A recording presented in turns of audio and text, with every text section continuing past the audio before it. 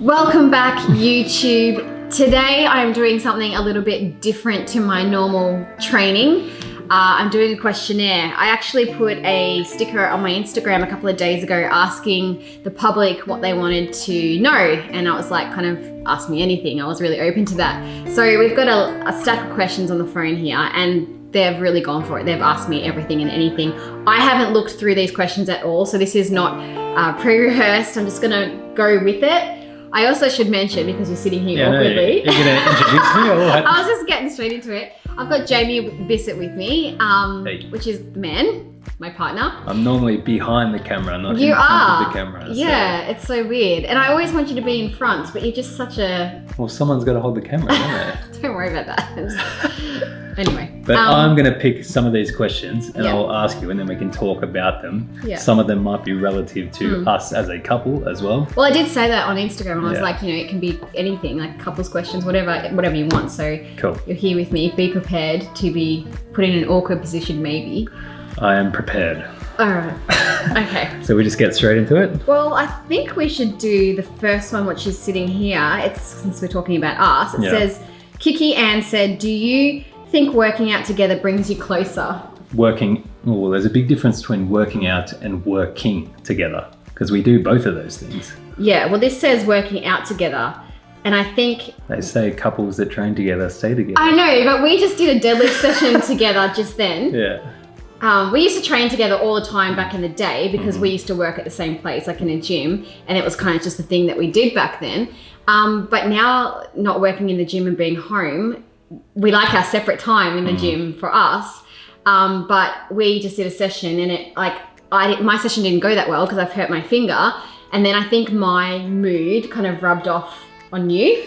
Yeah, you've both got to be in the right zone. Yeah, because you can really feed put off the each other, yeah, don't you? yeah.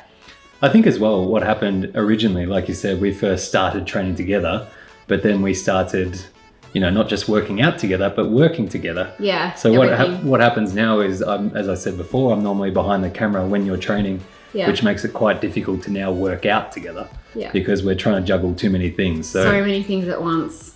I think it's not a bad idea to train together as a couple. Yeah. Good togetherness activity, but you also maybe need some separate time as well. Unless you have a lot of separate time already and that's your bonding time, that's a different story. Yeah. But for us personally, it's just more time together. Yeah. Even though we still, we're around each other 24/7. We are. We've really had to learn how to be patient. Be patient? Tolerate. You tolerate me and yeah. I try and be patient with you. Patient with me. I'm an angel. Ting ting. All right, did that answer? I hope that answered. Did that answer? I hope so. I think the big thing to point out as well is that, like I said, we're not now just working out. Working out is Steph's job, and obviously our job as well. We run this business as a couple and as a team. Yeah. So it's a little bit of a unique situation, but we definitely started working out together, and it used to be a whole lot of fun. Now it's turned into more of a job, a business, and that's okay. We still have a lot of fun. We make it work, don't we? Yeah. All right. Let's see if we can find another question. You can pick one. All right. I'll just play elevator music for a little bit. All right. You found one? We have found a question. So the question is from Laura, and the question is, do you have problems with your wrists or knees because of the heavy weights that you lift? How do you deal with it? So I've currently got an issue with my right knee, my left elbow, my left shoulder, and my left hamstring. The list goes on. And the thing is, it's wear and tear, the body. That's just what happens as you get older as well, and doing this a long time. And even if I wasn't even doing this and I was sitting at a desk all day long doing, computer work, I would get back problems. No matter what you do, you're going to encounter at some stage niggles or issues as you get older, or doing repetitive movements all the time. So I do deal with these things with training, not from doing training wrong, just over time. And that just means that I need to recover better or take more days off, see myos, physios, chiros, whatever it is, to look after my body. And that's what I do. And I just deal with these things as they come. I don't let it deter me and take me off training, because then I'd be even more miserable and my body would probably lock up and hate me. You know, I think it's really good to move freely and to get the body stronger. Obviously, because as you get older, your bone density gets deteriorated, weaker. Is that what you're looking for? Yeah. Because as you get older, your bone density deteriorates, your muscles deteriorate, everything basically shrinks. So it's really important to be building muscle and looking after your health and just staying on top of those things, prehab, rehab. And I can say that I never used to do that. Probably why I incurred the injuries in the first place. You were a bit lazy at it once upon a time. But I learned the hard way. So now even with the programs that I write for the girls on the Sweat app, you've got all your pre-warm-ups and everything and stretching in there. And recovery days. Yeah, all the things that I wish that you had or took more notice of or implemented in my training back then. So I think it's hard to appreciate those things until you get put in a position where you need them as well. Like it's easy to, I know when I first started training, I was happy to just go through the motions. And you don't think about that sort of thing until, like you said, an issue pops up and then you've got to find, stretching's not that fun, right? No. It's not that glamorous. No. So it's easy to kind of throw to the side and forget about it until something goes wrong, Yeah. So I think you made a good point though, that no matter what you do, there is always going to be some level of risk involved in what you're doing. Very different. It's hard to know if that person's asking the question because they're hurt or because they're fearful of being hurt. But I know with a lot of people, they're just so fearful about being hurt that they never actually, reach the level in which they could if they put that fear or scarcity aside. I think, like you said, anything you do involves some level of risk. So it's important to kind of, if you're going to give this a shot, or put fear aside and give it everything you have and just see what happens. Like we could be walking across the street and we could get hit by a car, but it doesn't stop you walking across the street, does it? There's a different level of mindset. And I know with Steph, like, you might not say this about yourself, but you are a very go, go, go type person. And I think a big part of the reason why you've struggled a lot with injuries here and there is because you struggle to slow down. You do so much, and it's also obviously a part of your job, which makes it harder. But that's your drive. She's not fearful of being injured. She's just wanting to put in as much work as she possibly can, and sometimes suffer the consequence of that. But at the same time, look what you've accomplished because of it. I always have this joke with the chiros, the physios. They're called the fixers. They're like, "What are we fixing this week, Stephanie? What have you done?" It's always just like you wreck it, you go in, you try fix it. That's it. But yeah, there's always risk versus reward, and I think you do such a great job to keep pushing. Again, there's a few issues along the way, but you do a great job, and I'll just give you some praise just there. Oh, come on. You do that better. My hands are sore from deadlifts. All right, next question. So the next question is a confronting question, which is, how old are you? It's not confronting because of how old I am. It's confronting because of how young you are and how older than you I am. Cradle snatcher. Mind you chased me, so you're the older lady snatcher. We just had a cat come in. Hi, Piper. Hello, Jenny. Hello. Let's see if I can get it. Jamie got me another cat for my birthday.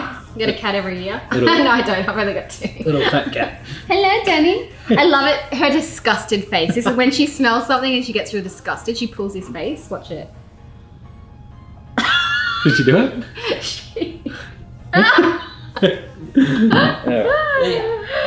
Back to the question. Okay, back to the question. All right. So back to the question. How old are you, Stephanie? I turned 33 this year. So I was born in 1987.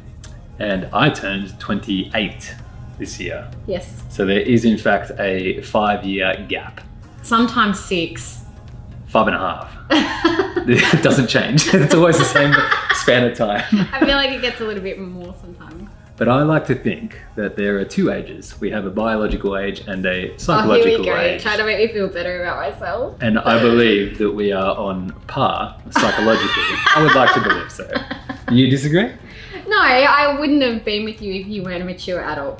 That's if right. you were like the average, there may be males watching this, but I feel like males, when they're younger, act younger, whereas women act a little bit older than what they True. actually are. Yeah. I don't know why.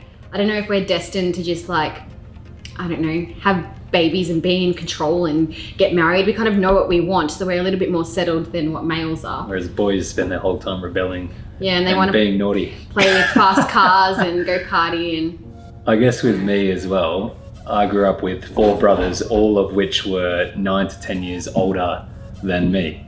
So I came along very late, but I always grew up around people much older than me. So I've always, I guess, associated with people older than me. So yeah, I don't think age has ever been an issue with us, has it? Not until we've had this discussion. And you've had to publicly announce that you're a cradle snatcher. No, I don't mind. I don't feel old. Like I still feel like You don't look a day over 21. I'll say that. Thanks. No thanks. I feel like you've aged since you've been with me. It's true. I've got greys. Yeah. He has never had that much like grey hair since we've been together until like the last probably year. I reckon. It just went. I know. What did you do? What do the kids do? Yeah. Right. Next question. God bless them. Okay, keep going. So the next question from Rebecca. How to invest in a home gym? Piece by piece, one big purchase, like a Smith/cable machine. I think what she's asking is, what would you buy if you were starting from scratch?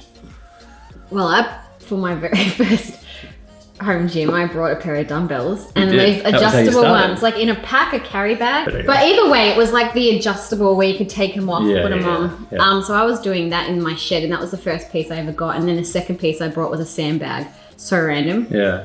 But So that was, to give that some context though, that was before you'd even stepped foot into a gym. Like you started in a home gym. A lot of people don't even know that. Yeah. And then that's where the sandbag came in. Because I was like, I'm going to add on to my equipment because I'm really enjoying training at home. Yeah.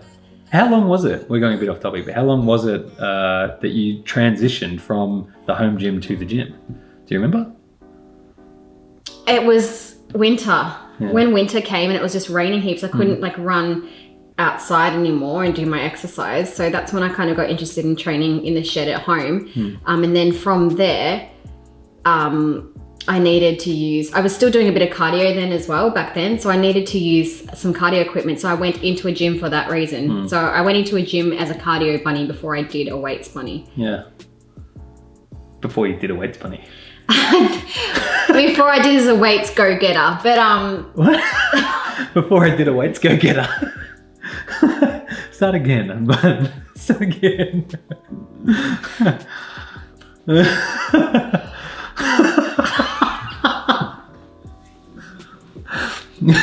Before I did a weights go-getter. Oh man. All right, let's bring it back. we bought a dumbbells, bench, squat rack, and a deadlift pad, which is really basic, but like some padding. And that's how we started. And then over the last, 4 years, we just kept adding pieces as we went. But like, I'm biased because I'm like squat, bench, dead. I think it really depends on your goals. Yeah. Like, what style of training you're doing. That's going to be heavily, dictating what sort of equipment you would get. But like, you can do so much with a barbell and dumbbells. You can, yeah. I think if you were going to, have one basic thing, I would start with dumbbells because they're so versatile, and hence like why your lifting at home program is predominantly built around the use of dumbbells. If you were, barbell. if you're going to go one step beyond that, I would definitely invest in a barbell, a squat rack, and a bench, an adjustable bench. And I think that's primarily all you would need alongside some resistance bands. They're the basics. They're the essentials that I would use. Yeah, build upon it over the years as your goals change or, you get more money. So the next question, do you do any cardio? If so, how much do you do? So I started out as a cardio bunny. You did. Bunny. And before you ever did weights or even thought about doing weights. Yeah. Which is hard to believe now. Yeah, I know. How times have changed. So weird. Yeah. I was like so tiny. I was like 42 kilos. And now you are like 56. 55, 56, around about. Yeah, it goes so we're up talking and down. over a 10 kilo gain, which is Don't make me do gone it. to good use. That's incredible though. Like, yeah. When you think about it. Yeah. So now I don't really do much cardio. If I do, it's like LISS training. So it's a walk around the block. Like it's just, steady state, nothing like too intense. LISS, for those who don't know, acronym, low intensity, steady state cardio.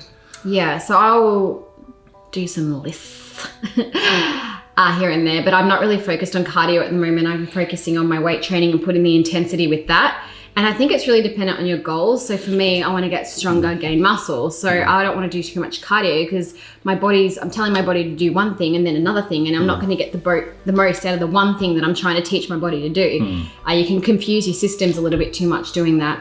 So really dependent on your goals. If you are looking to do cardio as, say, fat loss, you can use it as a tool as long as you're not going overboard with it, especially if weight training and gaining muscle is a priority of yours. Yeah. What would you say? Yeah, can I fix this hair? It's annoying me. Got hair everywhere.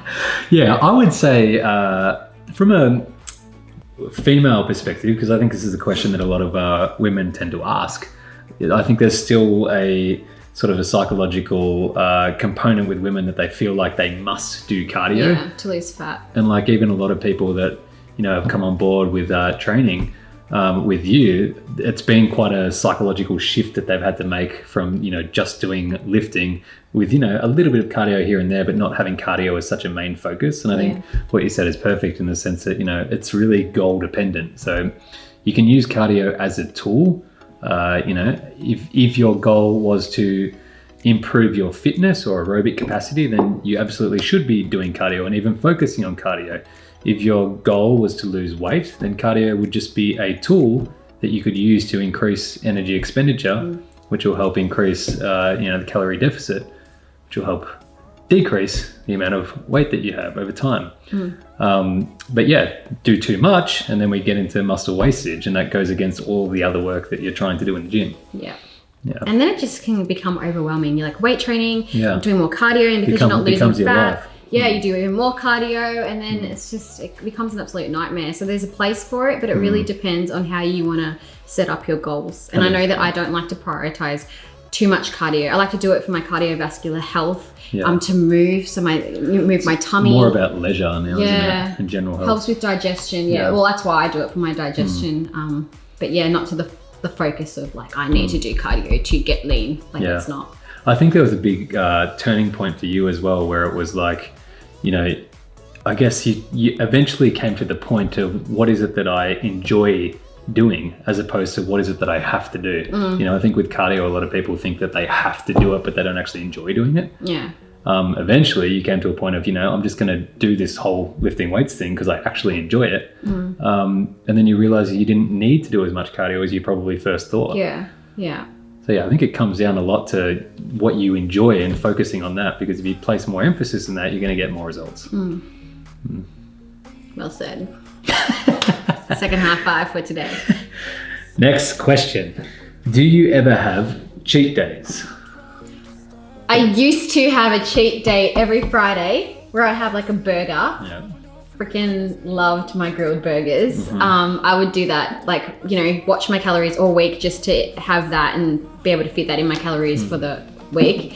However, over time I've had some stomach issues, which has been a real nightmare, to be honest. We think it may be a parasite or SIBO, or we're still investigating, but I've been battling it for a while. So you've also had IBS. I've had IBS my whole life. You've battled with a lot of stomach issues, just bad digestion, just bloating, pain, all of that kind of stuff that I have to deal with, and it's a nightmare. But I found the more either stressed I've got or the more that stress in my body, I can't handle that kind of food anymore. And especially because I'm eliminating things out of my diet to find out the causes for things. I haven't really had a cheat meal in a long time.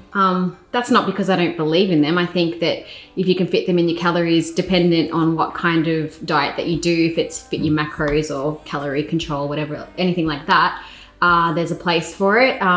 If you are wanting to, clean up your diet and having a cheat meal kind of thrown in there, I think that you're not really doing yourself a service. because you're undoing all your hard work with your gut, and that's the point I'm at. I do believe in them. I think they're great, but I don't think that it really serves a purpose when it comes to your training. I think you believe in them more for the enjoyment of it. Psychological not so much the benefit as opposed to a physiological benefit. It's not going to do anything great for your gains or your body or anything like that, is it? But it can be a nice psychological relief. Yeah. Because you got to enjoy life. Yeah. But I'm not against it. Yeah, there's two things I'll build upon with that. I'll firstly say that you are incredibly committed, more committed than anyone I've ever met or known in relationship to her diet. She's very precise with everything that you do, and you do a great job with that. So you are an abnormality to a certain degree compared to probably most people watching this. But another good thing you said was like counting it and allowing that into your calories, because I think most people go wrong when you were saying that. Most people will think, right, I've got 1,600 calories for my day, and then they've got to try and they might starve themselves for that day, and then at night they'll have this big meal. But calorie counting really should be done over a longer period of time as opposed to a single day. So I would be trying to count the calories, and as you do, count calories over a week, if not a monthly basis. Work out how much 1,600 times 7 days in a week, and then that's your weekly expenditure, which is when you're having that cheat day, you allow that in. So Steph said that she would manipulate other days in the week and maybe carb cycle or do things that at least the calories are fluctuating to allow for that. But either way, you would never go over whatever your calories were set for to meet your goal. I mean, like, I couldn't starve myself for a whole day just to have a burger, because I'd get the burger and then I'd be like, what's next? I'll be like hungry more. Like, it depends what your goals are. If you just want to have a burger, go smash a burger. Like, it doesn't matter. Yeah. Depends how you're living. It depends on how you're living your life and what your goals are. And how committed you are to them. Everything comes back to what your goals are. Yeah. Really Every does. question that you're about to ask, that's what it is. It really does. It's often the way. Every question is, well, it depends. There's no set answer, Yeah, everyone's different. But anyway, let's find another one. So next question from Nancy. You are such a good coach, but why don't you do person-to-person coaching or more, your personal training type scenario? Because you have gone all virtual or online these days, but it wasn't always that way, was it? No, I actually did coach one-on-one. I did personal training at your gym, Strong Geelong. That's where I first kind of started. I did a couple like in these small gyms. I used to kind of just pay a little fee to train my clients. But then my real, I think, longest lasting job was with you. And I used to love it. But over time, it got hard because the more clients that you got, the more you were just running yourself into the ground. And I wanted to help people on a more global, broader level. Yeah, like a bigger network and kind of reach more people. And I found like I couldn't do that with being one-on-one with people. So I decided to put all my energy into building our online presence so that I and you do it as well, could help people on a greater level.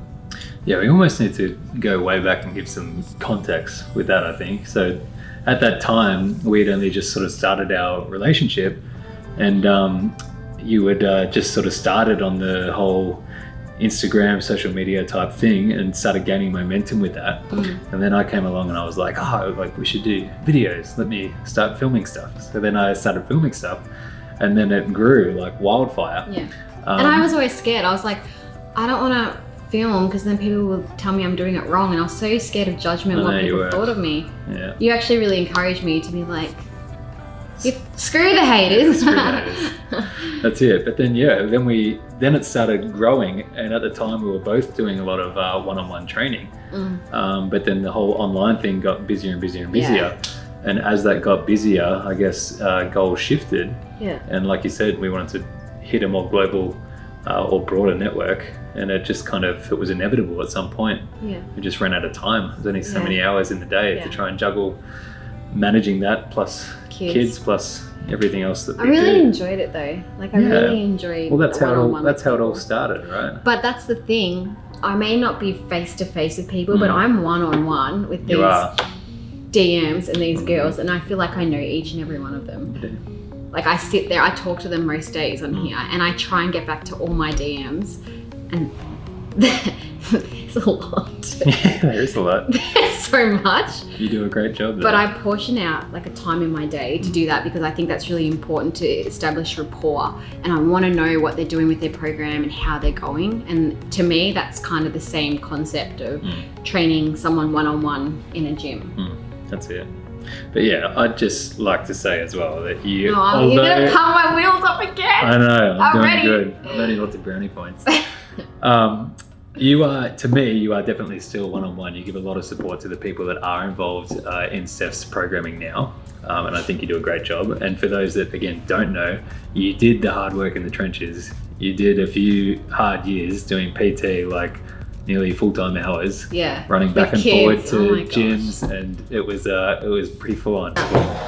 Have you got something? Make no further away. Yeah.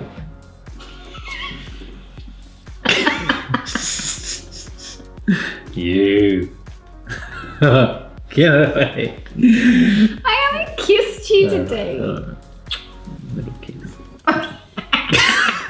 I've you know the past time. Yeah, yeah. Right? Hilarious, man. What? So the next question. How do you guys maintain discipline on your food choices and not give into unhealthy meals? I don't like talking about myself, but this is about me, so I have to. I've been through so much when it comes to my relationship with food. Yeah. I can't even. Okay, I'm going to take it back.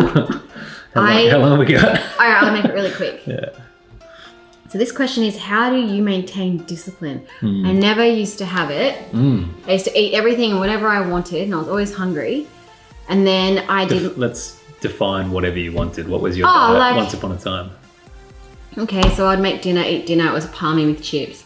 For breakfast, I would have like toast with like maybe 4 pieces loaded up with whatever I wanted. And then lunch, I would have like probably a snitz thing from KFC. Yeah. Like I used to just not eat in awareness. I used You to, weren't conscious of your food choices. You just ate whatever you felt like. Yeah, like once a upon normal time. person. And whatever you felt like wasn't that good in terms of the food choices. Well, I was uneducated, so it wasn't about That's like me thinking like, oh, this isn't good. Like I didn't know. I thought with the KFC chicken, it had chicken in it, so it has to be healthy. And I'm like, it's a wrap. We're talking 10 years ago plus now. Yeah. Aren't we? And I'm thinking, well, schnitzel, that's chicken. Chips, that's potato. Like it's not that. So like it was just uneducation when it came to food eating. Fast forward to today. Wait, there was an in-between. Oh, in between? Because then I did a bodybuilding comp. Yes. Like bikini. And that's when I really learned what discipline in food was. Because obviously I was put on a diet and then calories were restricted. The types of food were really boring, like old school bodybuilding. So like your broccoli and your chicken, not much flavoring. And I think that caused a really bad relationship with food because after my comps, I would binge eat and then like go punish myself on the treadmill. And I would just hated food, hated my body. And it was just like, all of it was so unhealthy.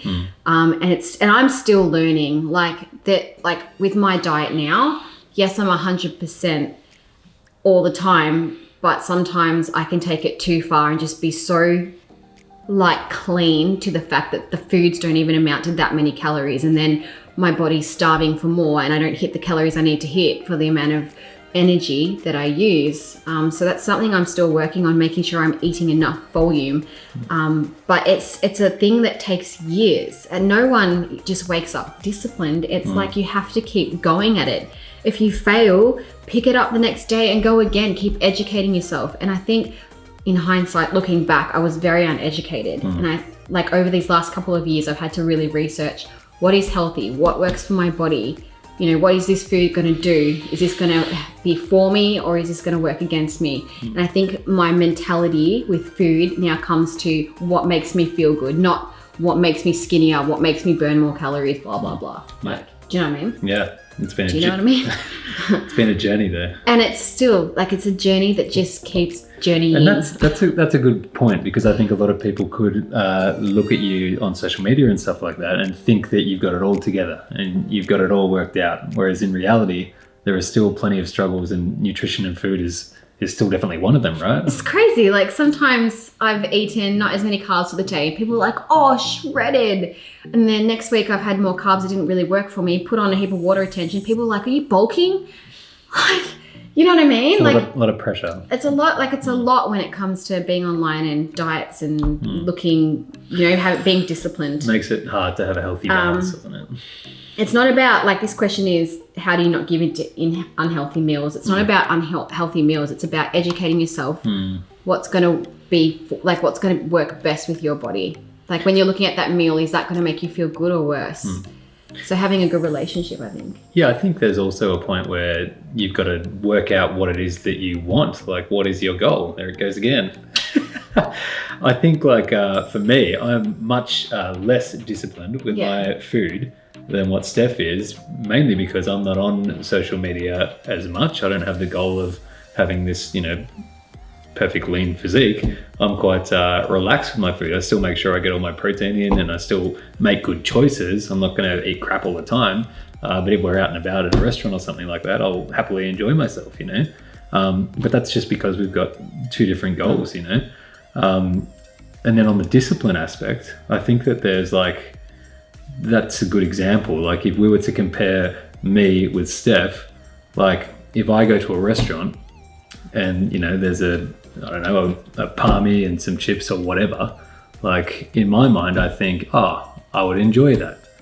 Whereas in Steph's mind, it doesn't literally... That will put me in hospital. Well, no, but it literally doesn't even cross your mind. Like, you'll look at a menu and you'll only see what you can eat because that's who you are. Like, you are this person that eats well, whereas I'm this person that is flexible. It comes down to an identity thing, I think, Like, I think, how do you get discipline? Like, I've watched you be disciplined, and I think the way that you did it was that you became that person. It's not like, in my situation where it's like, yeah, sometimes yes, sometimes no, sometimes I'll be good, sometimes I'll be bad, because that's not really that discipline. Whereas at you, it's like, no, I always do this. This is who I am. This is what I do. And there's I've been motivated watching you do that. I think there's a lot of power in that, I'm getting so much praise today. I know. I'm just doing it for the camera. To give a bit of context, once upon a time, I did the whole chicken and broccoli thing. You got shredded. Yeah. Way back in the day, I did a similar scenario. I was very, very, very disciplined with everything that I did. And I've gone through phases, I guess, but I don't maintain that discipline 24/7. I guess once I've got a goal, then I can be as disciplined as I need to be to achieve that goal. But yeah, otherwise there's a bit of flexibility. So I think two things to summarize, I think two things to summarize. Have a goal if you don't already have a goal, and then do what is required to achieve that goal. And then two, assess who you are. Are you a person that is flexible? Are you going to, embody this persona of this is who I am, this is what I do, like Steph has? There's two different ways to do it. But just know that disciplined, you're not born with it. You have to... You're definitely not. Work at it daily. Daily. You just don't get it and then you've got it. It's like constant grind. So just kind of looking through these responses, there's a lot and we haven't got through the bulk of it. So we might finish off with this last question. Or we can do a 2.0. We can do, if you guys are really interested in this and want to know more, please drop a comment below right now. And we'll do a 2.0, another one, and answer more. But let's finish with a bang, and we'll do a relationship question, because I think that we're the people for the job. We're pretty good, aren't we? I don't know, we're about to find out. What's the question say? Let's get to it. Well, this is from a young man by the look of it. And his question, it would be good to get a female's advice and then a male's advice, I think. But the question is, I just got ghosted. So I'm assuming that he means that he just got shut down, or maybe he got friend zoned, or she just said, I'm Googling that. What's ghosted mean? Ghosted mean? Okay. I'm pretty sure that's what it means. But anyway, the question is, I just got ghosted. How do I process this? So let's start with the female's perspective. I don't think you need like Urban Dictionary or something. No. What is ghosting? Why does it happen? What can you do to move past Oh my gosh, here we go. Ghosting, or suddenly disappearing from someone's life without so much as a call, text, or email. So basically you just got dumped. It's a phenomenon in the dating world. There you go. I've been out of the game for way too long. That's a real thing. Okay. So. I'm so sorry that happened. Yeah. That really sucks. Yeah. That does. Obviously, she's not worth it. Is that what the advice? I would have very different advice. Okay. But anyway, we'll get to that. Right. Let's get the female's perspective first. Why is it that you, I don't know if you've done this before, but why would you ghost someone if they were, I don't know, not hitting the right criteria, and then all of a sudden you said that's enough? This is hard because I've never done that before. I think you should have common sense and be like, look, I'm not into you. So put yourself in the female perspective Okay. though. Why do you think that might occur? I would not want to continue a conversation with somebody if they were harassing me, or they did something inappropriate, or I've said no and they're not getting it, or if I'm just not interested. So let's But even touch then on I that. would tell him. Why wouldn't you be interested? Because I've made an assumption about this person that I don't want to have a relationship with them. So what would be, for the guys, what would be a red flag not to do to avoid getting ghosted? Pushing the boundaries of I said no and you're still pushing. So being a little bit clingy might be the right word. Can Too I clingy? say something? Yeah. When we first got together, Yeah. we had a coffee. I didn't know it was a date. It was like a coffee, and I thought we were just like workmates having a coffee. Yeah. And you said, so what are we doing? And I was like, what do you mean? We're drinking coffee. And he's like, no, what are we doing? And I was like, All right. So I don't know. What are we doing? So from male to man to man, I'll give my perspective from that. I think what has always been I've found to be beneficial is to be very direct and very clear. It was very direct. With what you want and where you want to go. So look, I said straight out, I said, look, I like you. You know, what are we doing here? Are we going to do this thing, or are we, you know, what's this all about? And then she freaked out. Me right out. I was like, this guy's full on. I did. And when back at work, we hardly talked after that. Yeah, so interestingly, she had a freak out and was like, oh, I don't know about this. And then I said, another key point, man to man, don't chase too hard. Yeah, he let it go. Yeah, I said, okay, we've got a cat Piper. coming over here. Piper, come here, darling. You're ruining our speech. She's a woman. I don't know if She she's wants going attention. to. Yeah, all right. Oh, here comes the other. Yeah, go Chase. All right. All right. I don't know where I was. Where was I? Well, you said don't chase. Oh, yeah.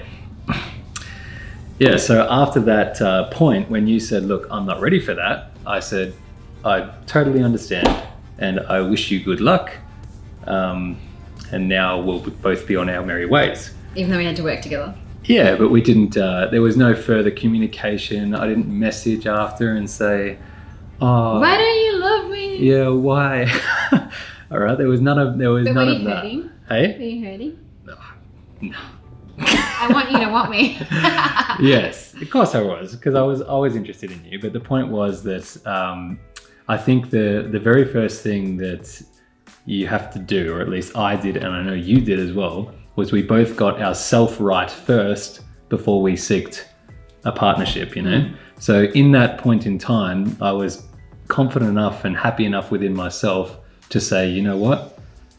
If you're going to say no, then you mustn't be the right person for me. And then I even said to you, quite confidently, I remember I said to you, look, I think I'm a pretty good guy. I think I bring a fair bit to the table. If you're not interested in that, then that's fine. Let's again go our separate ways. I think you even said I was missing out. You're lost. Yeah, I did. I said, who's this guy think he is? I said you're lost. And then that would bring me into how to get over this. You know, I think it's their loss. If they turned you down, then, you know, one of two things. Maybe it actually is your loss. You know, maybe you missed out and they were the catch. And if you're chasing too hard, they probably were the catch. And then maybe that goes back to do some work on you. Be a better you. Be a better you. You got to be the best you to attract a better her. Correct. That's exactly it. But if you can come at it from that point and know your worth, and then that's the approach I would use to get over it. It's their loss. But anyway, then we kind of separated a little bit, and then you realized what you were missing out on, didn't you? Running back. You did. No, I remember something happened and I got a little bit jealous over something that happened. Yeah. With you, and then I was like, hang on a second, why am I feeling these feelings of being uncomfortable right now? And then I realized that I liked you, and then we kind of went from there, and I kind of and you were still waiting for me. I didn't even know. I welcomed you back with it. But I'll tell you something. Girls, men always think that girls like to be chased and stuff. Maybe when they're a bit younger, it's all fun and good. But after a while, it's within reason, though, isn't it? Yeah, it's nice to feel like flirted with and feel like I'm interested. But when you put pressure and be like, talk to me, or get real serious before the person's ready, I think that freaks her right out. Sometimes being a little bit harder to get, and being a male that's I think I'm okay and I'm not desperate, I think that's attractive to a female. So after taking that approach, I guess, man to man, this is a fella that has asked this question. Obviously it worked out pretty well. I landed the woman of my dreams. Eventually. But I had to be in a place where I wasn't so consumed or obsessed with making that outcome happen. I had to be detached from the outcome and be at peace with whatever happened. And then I guess in my mind, I had to get to a point where if it's not meant to be, then it's not meant to be. I'm not going to go and try and force it. I'm going to allow it to unfold or manifest if it's, going to be the best thing for both me and most importantly for you. Because I don't want to waste your time. Yeah. I don't want to try and push a relationship and me try and force my way into your life if I'm just going to let you down. Yeah. I want to know that, I want to know that you want me as well as I want you. And I want to know that I'm the right man for you. Yeah. I think overall, even for men and women, if you want to attract a really, really good partner and a lifelong partner, invest in yourself. Project a better you. And you can only do that by investing in yourself. Some relationships you'll notice that are really volatile. It's because either the way they got together or who they are that they haven't worked on, it comes out in a relationship. So if you want to have a successful relationship, work on the things that you need to on yourself before you go out and seek that. Yeah, if you're relying on someone else to make you happy, then you're going to be in a really dangerous and volatile situation because no one can make you happy. You're the only one that can make you happy.